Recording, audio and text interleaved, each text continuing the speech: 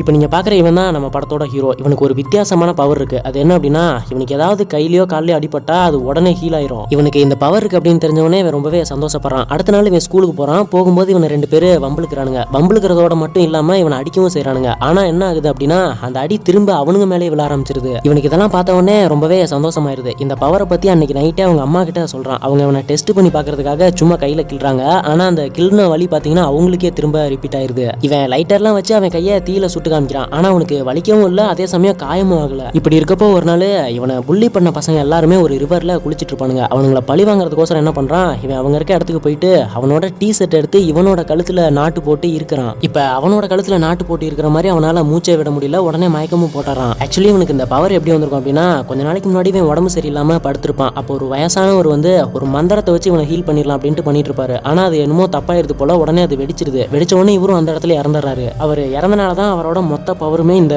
பையனுக்கு வந்திருக்கும்.